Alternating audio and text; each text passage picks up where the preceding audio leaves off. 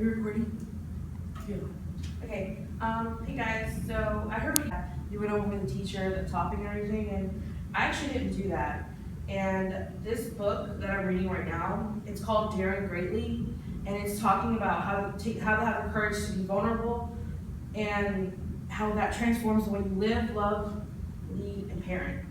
And that's basically what I was trying to talk to you guys about. It's how to be vulnerable when you need to be vulnerable, and how to take that up as a strength instead of a weakness.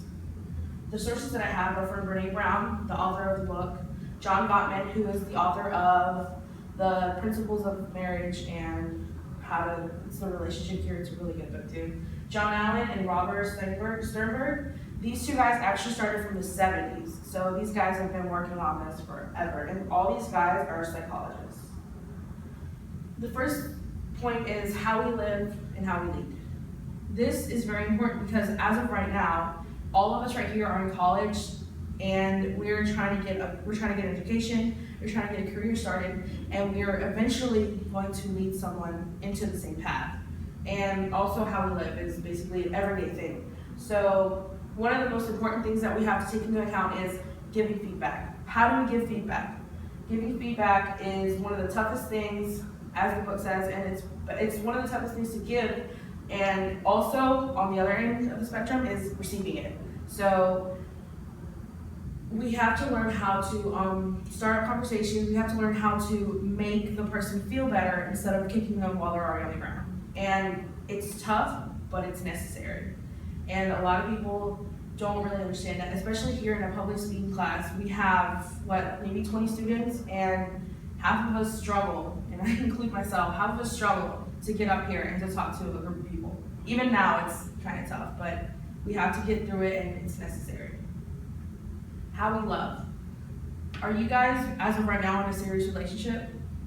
No. Do you plan on being in a serious relationship? Not in the next 15 years. Do you? Yeah, okay, see, exactly. How we love. And even if it's not like a love relationship, you have your parents, your siblings, friends, neighbors, the dog, the cat, the fish, you have your typical relationships. And how we love, how we perceive vulnerability has a lot to do with that.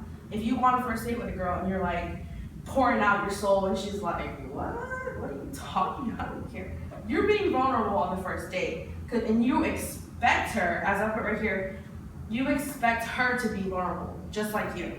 So many people perceive that as a weakness. But in society today, you have people who are saying that they're depressed, who are going to commit suicide.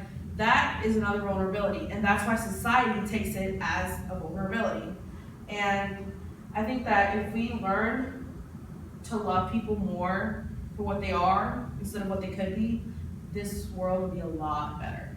And vulnerability, that's my last point, vulnerability is built on trust. So keep that in mind. Keep that in the back of your mind. How we parent. Right now, none of us have children, I don't think. I don't have children. I don't know if you guys have children. I don't think you have children right now. But in the next 10, 15 years, in the next whatever, you're, like you guys don't, I'm married, but right now we don't have any kids. But in the next years, in a couple years, you're probably gonna have children. You're gonna get married, you're gonna have children, your life is gonna be amazing, just like the spring right now, it's crazy, it's beautiful. So you're gonna try to raise your children the way you were brought up. And the way the author puts it is wholeheartedly. And what her point is, her two main points are, one, there's no right or wrong way to raise a child, because we were all brought up differently, I assure you, we were all brought up differently. And another point is to raise a child wholeheartedly is to make that child feel loved unconditionally. And for that child to belong in a family unconditionally.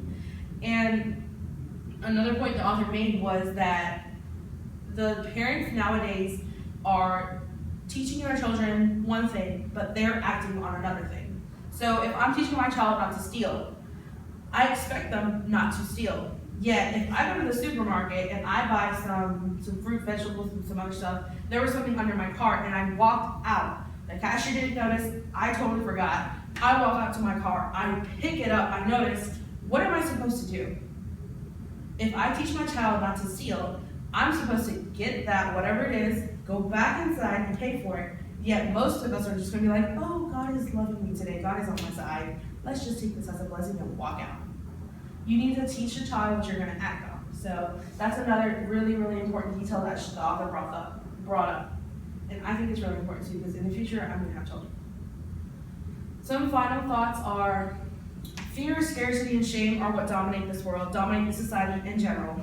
Ask us, because we're in a speech class.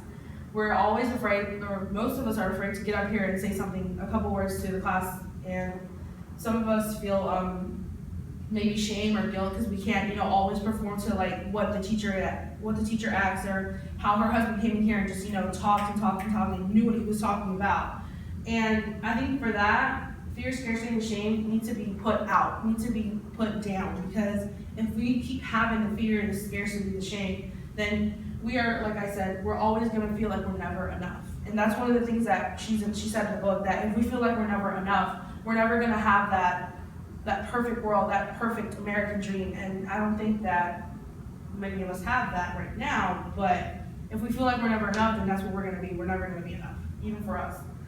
And we have to learn that it's not always about winning or losing, that it's about courage. And if you have the courage to admit that you lost, if you have the courage to admit that you're vulnerable, then you're a much stronger person than a person who has $1 billion and who wins everything, like Donald Trump.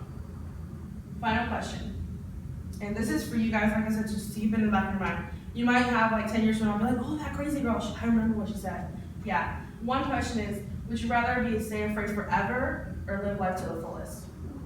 I don't know, but I would honestly rather live life to the fullest. Even if I fall down and fall down and fall down, I'd rather get back up and keep going. And if you live life to the fullest, you won't be afraid. And you won't be sitting there like, oh, what could have been? What could have happened? What could I have done with what I had in that moment? And another point that she makes is, if you're standing here and you're looking, if this is the window of your life, and you're looking in, and you're seeing what you could have done, it's another thing what could have been. Would you rather be in here, out here, looking in, or inside, living life? And that is it, guys. Live life to the fullest. Love yourselves.